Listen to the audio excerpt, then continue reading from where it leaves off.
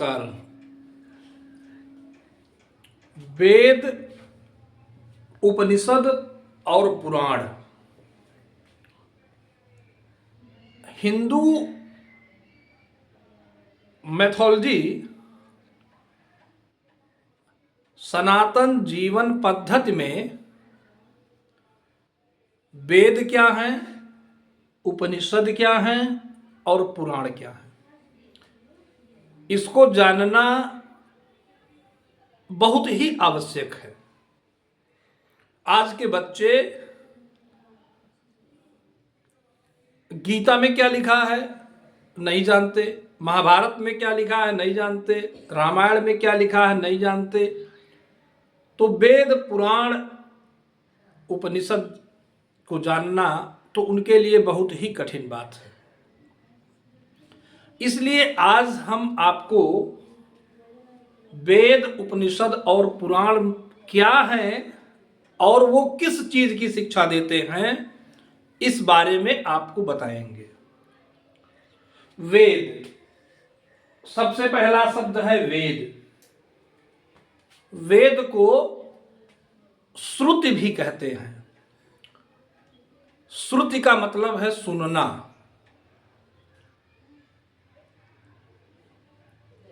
पहले वेद श्रुति स्वरूप में थे। श्रुति का मतलब होता है सुनना। जिसको ऋषियों ने, महात्माओं ने सुना और फिर उसको लिपिबद्ध कर दिया, उसको वेद कहते हैं। वेद में क्या लिखा हुआ है?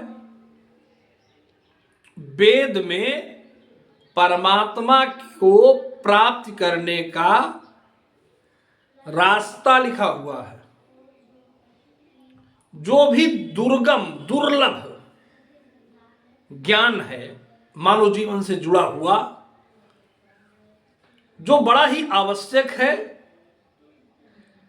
ईश्वर की प्राप्ति कैसे हो, ईश्वर क्या है, कैसे मिलेगा, इन सब बातों का जिक्र वेदों में किया गया है। और 4 वेद होते हैं। 4 वेद।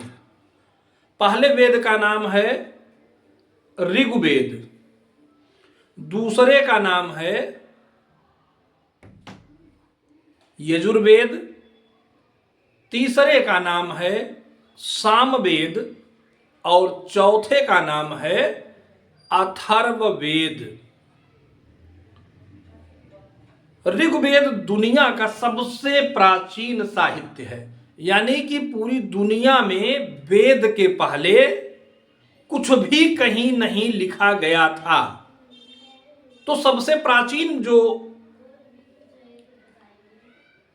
साहित्य है उसको वेद कहा जाता है, ऋग्वेद।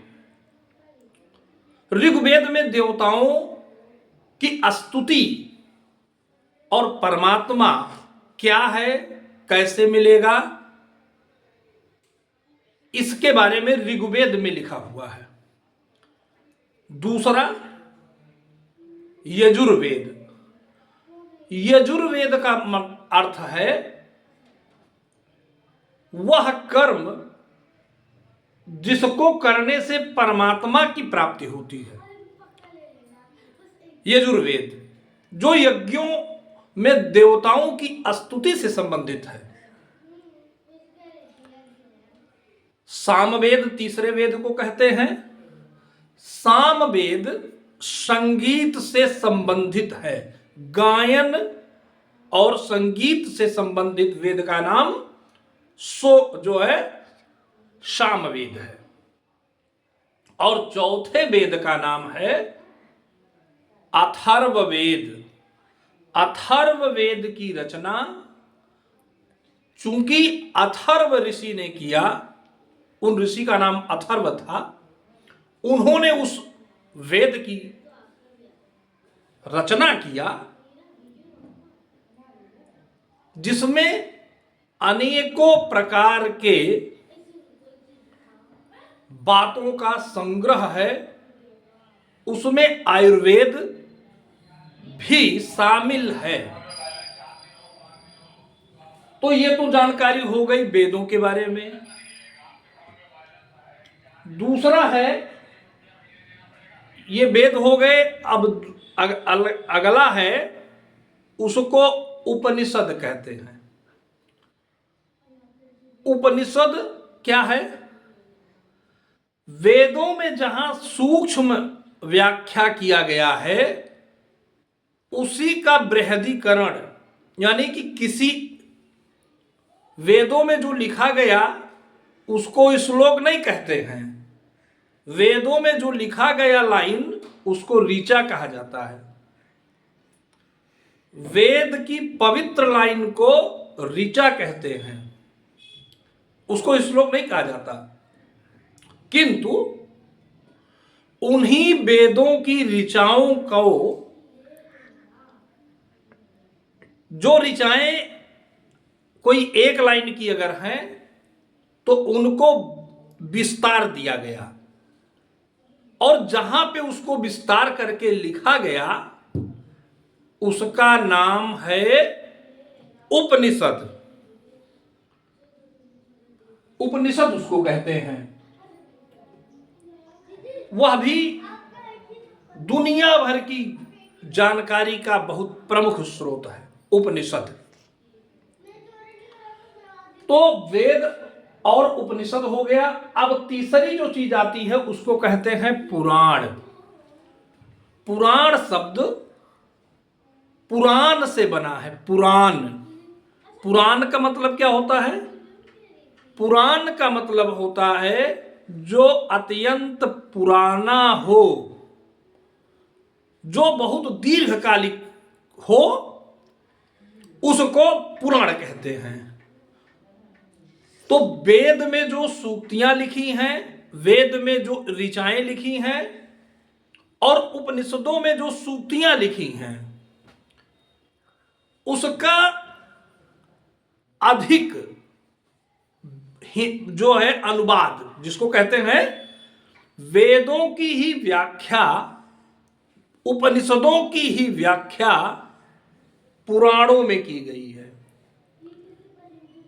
तो ये तीनों चीजें अलग अलग नहीं हैं, ये तीनों एक चीज है, वेद, उपनिषद और पुराण। अंतर क्या है मैंने आपको बताया। वेद में, ऋचाओं में सूक्ष्म व्याख्या है, उसी का बृहदीकरण, उसी का विस्तारीकरण का नाम उपनिषद है। और वेदों के तथा उपनिषदों के